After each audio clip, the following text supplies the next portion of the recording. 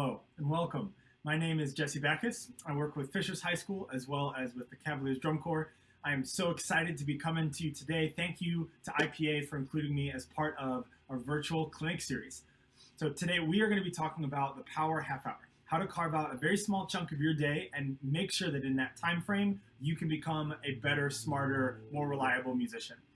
As much as we would love to be drumming for hours a day, it can be pretty challenging, especially in today's climate as we're navigating this new world that we're living in. So how do we take that small window and make sure that we are getting better? Well, today you will need your tools, you will need to know yourself and be able to set some goals, and then we are off to the races. So without further ado, let's jump right in. Now, first and foremost, we have our tools. So right here, I have just my bare bones in front of me. I've got sticks, I've got my pad, and I've got my time source, in this case a metronome. Through the course of our time together, we'll talk through many different ways that you can create time or create musical worlds that you can lock yourself into just to make sure your pulse is reliable. We will also talk about ways to make sure that as you're practicing, you're not only using metronome and you're not always giving yourself this right or wrong answer. More to come. There are also some wonderful other sessions that talk in depth about ways that you can create time and utilize time to create pulse, so make sure you check those out as well. Here's a scenario. I've been sitting behind my computer, living in Zoom world for 8 hours, and all I want to do is play, but I don't have the brain power, nor do I have the music to learn to give me a real strong goal of what I need to be playing. So I've got my sticks, I've got my pad. What on earth do I do now? Great tool in this scenario is improvisation. To start off our idea of improvisation, I want to start with what I would call guided improv. So what I'm going to do is create some criteria for myself that I have to follow just to keep my world as simple and as straightforward as possible. Some of these criteria include choosing a certain rhythm that you have to play, choosing a certain volume, choosing a certain skill set, just limiting the amount of possibilities or limiting the amount of colors that you can paint with on this lovely canvas. So what I'm going to start with, I have my metronome set at 100 beats a minute, very calm with the 8th note on. My first parameter is I have to play either a 16-note rhythm, an 8th note rhythm, or anything that fits inside those.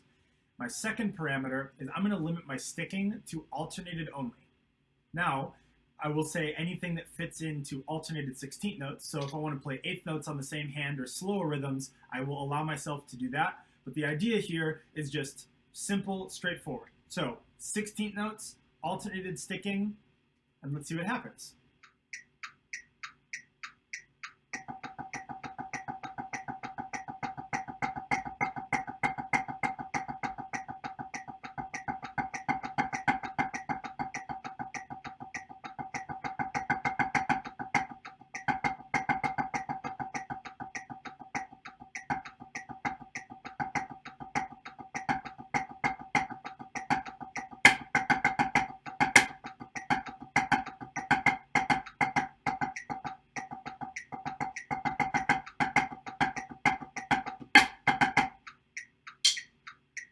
Okay, so that's very simple, straightforward, just ode to the 16th note and the alternated sticking. Let's say I spend some time there, I might start to feel a little bit impatient because my hands are capable of more, but I'm putting them in this world. So now I'm starting to get to the place where my brain is calmer, my hands are getting warmed up, and now I'm ready to move to the next level. So now I will add a parameter, that is, I can include any more than one note on the hand. So now doubles, triple strokes, fours, anything is fair game. Now I'm starting to work some different muscles, do some different things, and all of a sudden the creative opportunities open up a little bit as well.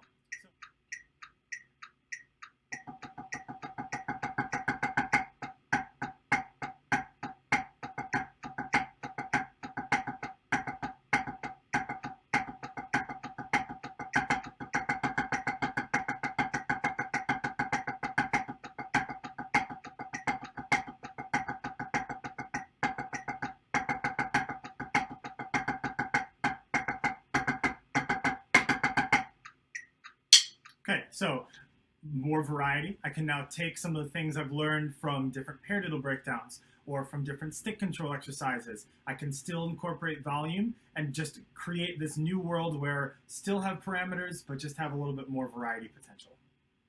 The next level of improv, I want to take a specific skill and just improvise on that. So in this case, I'm actually going to turn my metronome off, and I'm just going to allow myself to explore a skill without being beholden to a certain tempo or time frame. or without being beholden to a certain rhythm. All I'm thinking about is, can I create flow? So let's say I'm struggling with double stroke rolls, and all I want to do is put my hands in a world where I am exploring doubles. So a short version of that might look like this.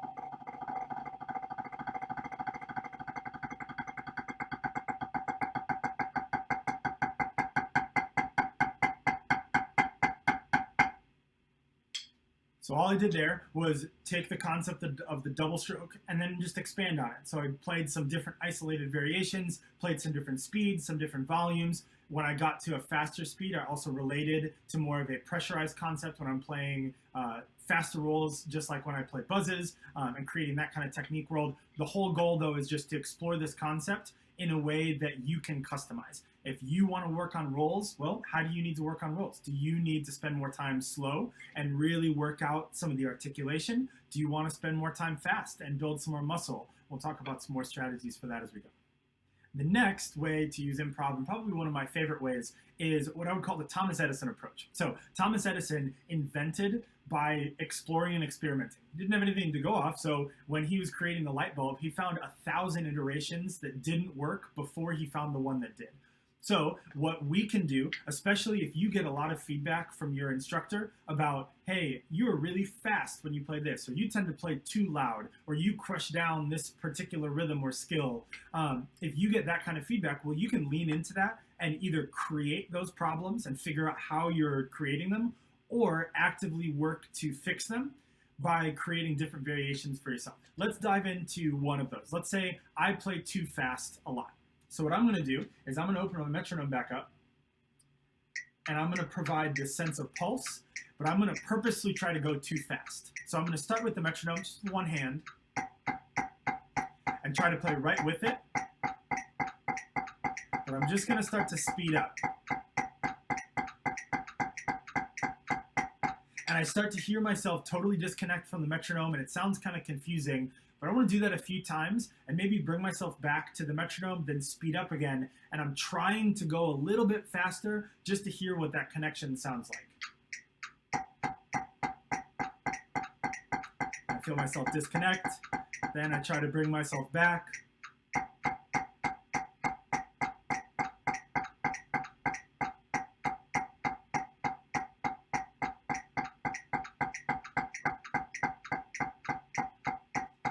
And maybe I go the other direction too, because now I'm trying to train myself to feel tempo both ways.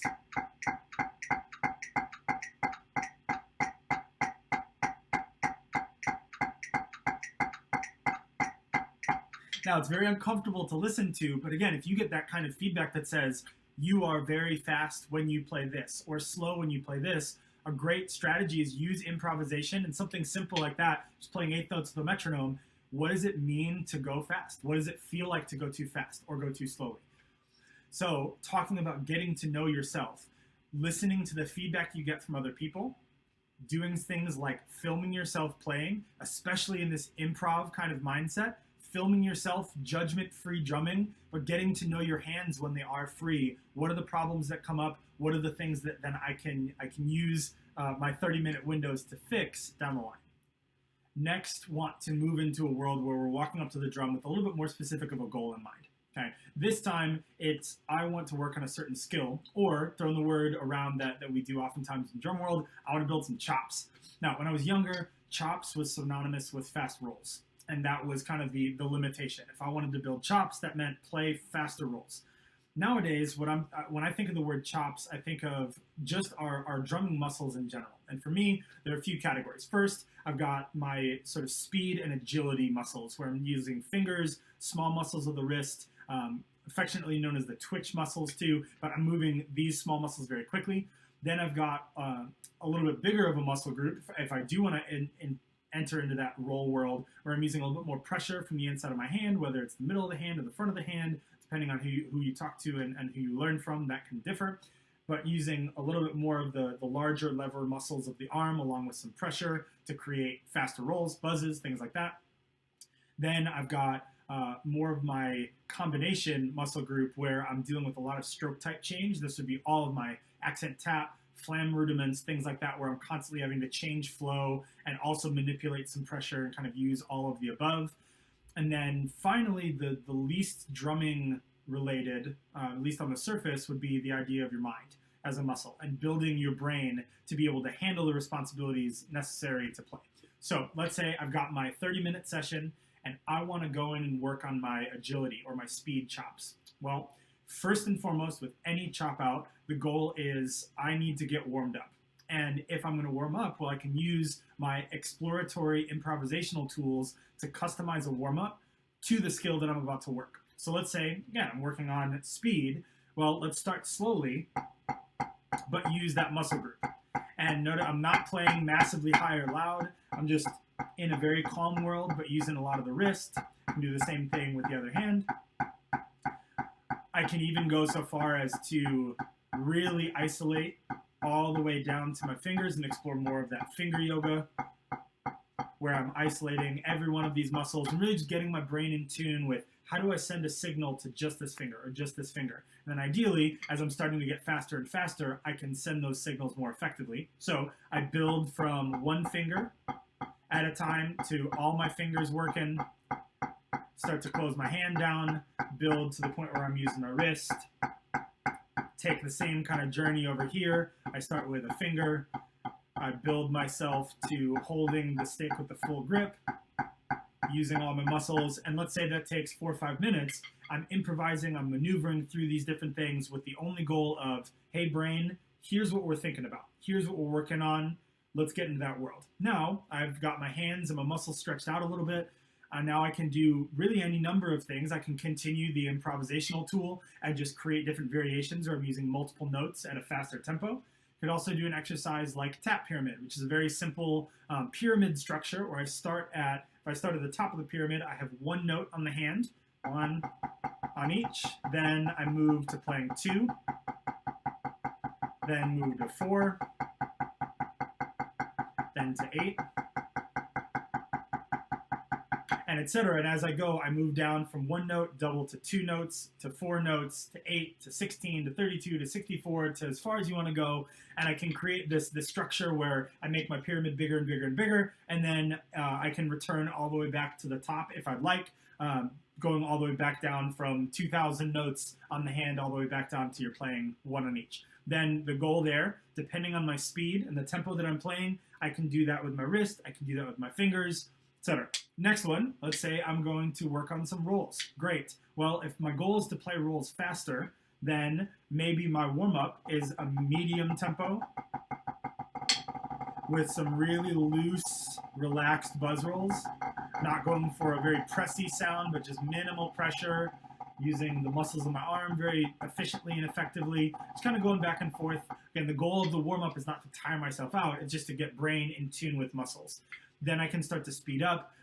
There are all kinds of great triple roll exercises and chop outs out there. And this brings us to kind of our next set of tools. And if I'm looking and I'm trying to create these chop out exercises, well, sometimes I just don't have the creativity to be able to produce something on my own. So instead, I can use a great resource out there. 2 of my favorite websites, snarescience.com and lothype.com. Both of these are just chock full of so many different exercises and also a bunch of cool transcriptions of things that we'll get to here in a little bit. But the idea, especially if you go to snarescience.com, left side there's a column that says exercises. Click that and you've got 50 different exercises at your disposal for free that can work on any of these different things. And you can click on exercises, triplet rolls, and all of a sudden you've got this 5-10 PDFs at your disposal that can give you something simple, straightforward that you can work through to be able to build that specific muscle group. Now let's say I want to work more on my mind. Okay, I've done the work on my physical things. I spent Monday working on flams. I spent Tuesday working on accent tap. I spent Thursday working on triplet rolls. And Friday, I want to cap the week off with a study of the mind. Well, there are some other great clinics this week on grids and many different variations on exercises that build up to these certain skills. So if I want to work on the mind, well, two kind of big components of the mind. If I am working on my mental endurance, my long-term thought process, the ability to focus through a long rehearsal, 3-4 hours without making an error, that kind of thing, what I can do is take an entire clinic's worth of exercises and string them back to back to back to back. So let's say there's a flam accent breakdown, there's a triplet grid, there's a triple stroke exercise, there's a rolls exercise. Great. Set the metronome to one tempo, no space in between, play every single one of them, back to back to back to back. Maybe even play each one of them off the right hand, then off the left hand, then the next one off the right hand, off the left hand. You can create all kinds of variations where use the tools at your disposal, but put it in a very long sequence where you have to remember all of the steps of the process. The beauty is you can customize that. You can make it as long or as short a sequence as you want. You can set the tempo. Okay? And if you're getting tired at this point of setting a tempo with something that sounds like this, well, then you can also use another tool, the internet, which is Google. Okay? And Google gets me to another one of my absolute favorite websites. Simplest way to do it, open Google, search songs at 84 beats a minute. Insert whatever tempo you'd like. The first website that will come up is a website, jog.fm. This website allows you access to all kinds of popular music tracks on whatever music platform you use, but it sorts them by tempo. It's designed for runners so they can control their pace and they can create a certain flow while they're moving. But we as drummers, if you search 84 beats a minute, you might get a Kesha song, a Taylor Swift song, a Blink-182 song, a Radiohead song, and any myriad of bands and artists that you love to listen to. You have access and you know that, oh, that song's at 83 beats a minute. Cool. Play. Now I have something that's way more exciting to listen to and engaging, but I can also just relax, groove with the music, and now think back to, okay, I'm playing the triple stroke exercise off the right hand, then the left hand, then the triplet rolls exercise off the then the grid, as I'm doing this, I'm calming my vibes and my nerves with this beautiful music that's keeping me at a tempo, but also allowing me just to have some more fun. And then I'm getting the reps and I'm getting the mental focus to build my mind. So whether I'm working on a physical chops exercise or a mental chops exercise, the structure and the goal is very, very much the same. I have a chunk of time where I'm warming up, and I can use those improv tools to customize that warm-up. I have a chunk of time in the middle, the bulk of my time that's spent just creating variety of exercises, using resources online like Snare Science or Lot Hype, using social media tools to find people that are sharing exercises like this, but create a lot of variety to build that skill in many ways in your hands, and then a little bit of a cool down at the end to make sure that you're stretching and taking care of your body. Just like all of my physical chops exercises and my mental chops, and especially continuing with the mind, sight reading is a muscle, just like all the rest. So if I'm going to go to the gym and work my biceps, I'm going to pick up a dumbbell and start curling. If I'm going to work my chest, I'm going to start doing my bench press. And if I'm going to work sight reading, I need to just read music. Okay? And so there's many, many ways that we can do that. Speaking of Snare Science and LotHype.com, both of these websites are absolutely chock full of great resources to play. There are just PDFs on PDFs of transcriptions of drum corps and indoor groups, show music from years past.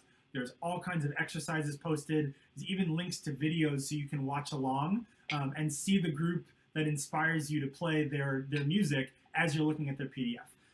Beyond that, social media has created this wonderful market for sharing in the creative space. So there, especially on Instagram, there are so many pages of people that are just sharing daily exercises, licks that they're playing, anything from simple 8 on a hand or variations to the craziest lick that you've ever seen in your life. It's just 8 bars long. And the goal here, if I'm trying to work this sight reading muscle, in 30 minutes, I'm going to warm up, and then I'm going to try to process as many notes with my eyes and hands as I possibly can. When you first start doing this, and I remember being in high school and trying this, back when Snare Science started to be a thing, I would pull up a transcription, I'd check out the PDF, and after 30 minutes, I'd be 4 bars into it and stressed because I'm trying to get it right. There's absolutely nothing wrong with trying to get it right. But at the same time, you'll notice right now my metronome is off. That is because if my goal is to sight read, my goal isn't necessarily to get all of the notes right. My goal is to get as close as possible in as short a time as possible, and then start to shrink the time it takes me to process so that I can start to use more of my brain to process, am I doing it correctly? Okay? And as you begin to read faster, what you will start to do is be able to both read and also get better, or just focus on how you are playing both at the same time. So going on any one of these internet resources, putting as many notes in front of your face as possible, beautiful way to build the skill and build that sight reading muscle. Again, the structure, very similar to a chop out. I want to warm up, and maybe if I'm super cool, I've already got a couple pieces picked out that I'm going to try to read through, and I can customize my warm up to work on some of the skills. Maybe there's a lot of rolls in today's exercises and show excerpts. Maybe there's a lot of flams, and I can work on those skills to prepare myself for then the meat of my practice session is processing music. If sight reading is a struggle for you, which I know it was absolutely for me for a very long time, some of the strategies that I use to help, if I see something that looks like a whole bunch of 8th notes and 16th notes, but there's flams and there's doubles everywhere and all kinds of accents, like that is a lot to process. So especially as you're starting to build that muscle, you're not going to pick up the 85-pound dumbbell first. You're going to start with 10 or 15, maybe 20. So let's start with, I'm going to play the skeleton of the rhythm. I'm going to play all the 8th notes. I might play all the 16th notes too, but if I see a double stroke, I may only play one note. If I see a diddle or a slash mark, I won't play that yet. I'm just going to play the fundamental rhythm underneath. If I see a bunch of accents, that's cool. That's for future me. I'm going to start with playing all at one unison dynamic. Just get the rhythms and the stickings. Then maybe I go through again and I add all the accents. Then I go through again and I add all the grace notes. Then I go through again, I take the grace notes away, I add all the double strokes, I put the grace notes back in, and by that point, I've done 5 repetitions through. I've gotten a lot of opportunities to read and process, and I've added a layer each time to get closer and closer to the final product, but I've still only given myself 1 rep at each thing, and then boom, it's on to the next.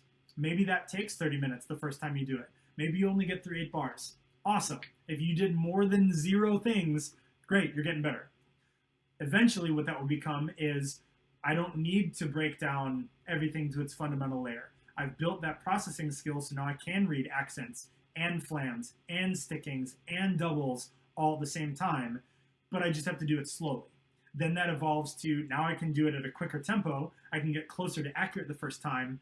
Then in 30 minutes, I can go from 8 bars to 32 bars of music processed to 4 PDFs of high-level drum corps independent music. And maybe it's not perfect.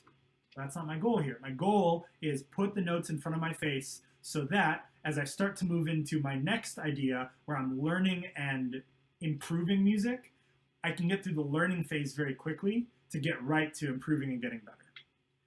And finally, we arrive at our most specific set of goals or ways to use our 30 minutes, which would be learning and executing, improving, and memorizing a piece of music.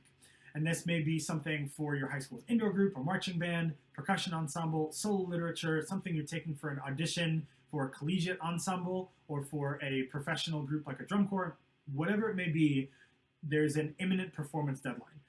That can create a lot of pressure.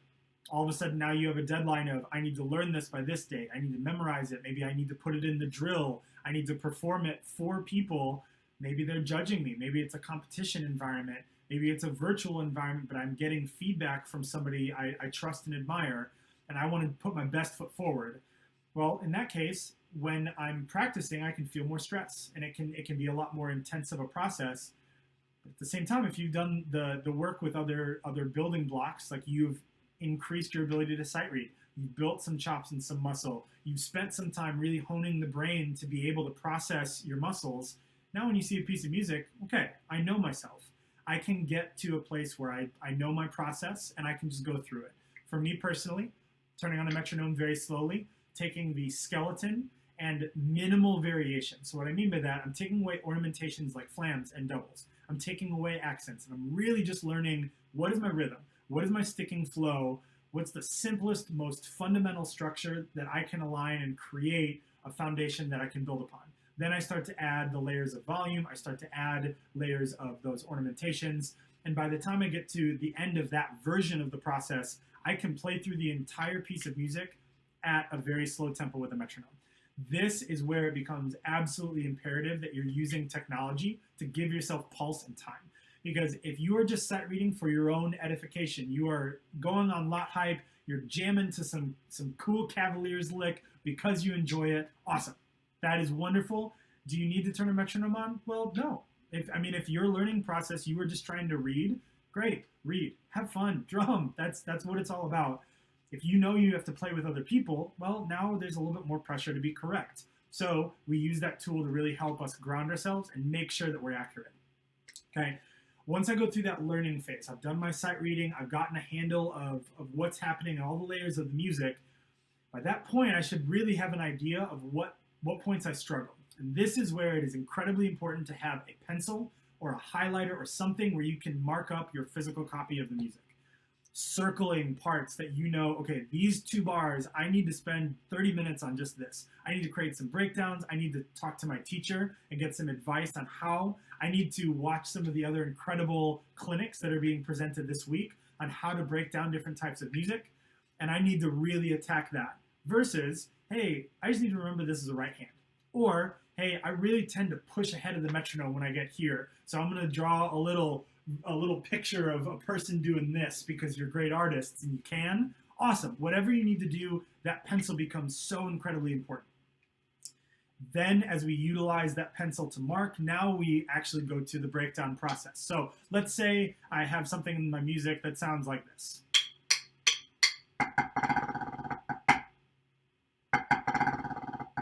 Well, if I'm going to break that down, I have a few components. I have eighth notes, I have triplets, I have dynamics, I have rolls, and I have some different accents. And I separate dynamics and accents because it is a little bit different of a feel and flow. So maybe I'm playing just all one volume. Maybe I want to go so far as to take away those doubles, so I'm really ensuring my underlying rhythm is great. Then maybe I want to get a little bit of a sense of pressure, but not go just directly to doubles. Maybe I want to overtrain myself a little bit and bench press my 500 pounds so that I bench press 180 and it feels like a breeze. So in this case, I play buzzes instead. So I have to work a little bit harder. Now I can just relax. And then I've gotten my doubles to be better. Or maybe I'm working on the dynamics. Whatever the case may be, now I'm really diving into this one bar that's giving me some trouble, and I need to devote some minutes to that. So in this case, if I have a 30-minute window, maybe I'm only playing 4 bars or 8 bars, and that's okay. The goal is a lot of reps and quality and consistency, which comes from just being smart about how you're practicing. Again, knowing yourself, knowing what you need.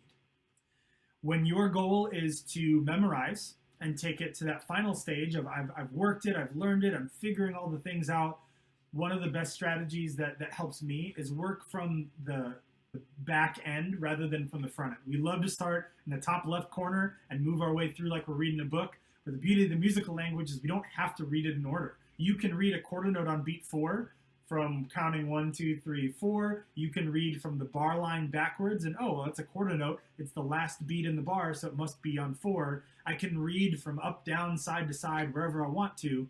I can do the same thing with memorizing. Instead of starting with bar 1 and then adding bar 2 and adding bar 3, where as my chunk lengthens, I have the thing I'm least comfortable with at the end of my chunk. Instead, if I learn bar 100 first, then I learn bar 99 and put those two together, well, I play 99, that's the freshest thing I've learned. Then I get to 100 and I'm already comfortable with that one. So by the time I keep continuing that process, I get to bar 80, the freshest thing I learned, and then every single bar that I play, I'm getting more and more comfortable until I arrive at bar 100, which is the one I've been playing longer than all the rest. So a strategy like that can really help you memorize. So again, as you're looking at a 30-minute window, if my goal is to learn, then I need to just put the music in front of me, practice my great sight reading skills that I've built in previous sessions, and make sure that I can go from top to bottom very, very slowly, maybe even without some of those ornaments. Then, if I'm going to the getting better phase, the improvement phase, I'm starting to break things down. I'm taking much smaller chunks. I'm getting lots and lots of reps to really dive in and understand every layer from the bottom up. And then if my goal is to memorize, now I'm going all the way back. I've learned, I've prepared, I go from the back end of the music, slowly add on to the point where I can run the entire thing without having to look at it, and I know I've made some great progress. Thank you so much to IPA for allowing me to present today, but also for creating this wonderful week of clinics and sessions to remind us of the connection we all share through music, and what music and the arts can really do for us in this time of just crazy uncertainty in the world. So with that, thank you so much for tuning in and checking out the Power Half Hour. Enjoy the rest of your day.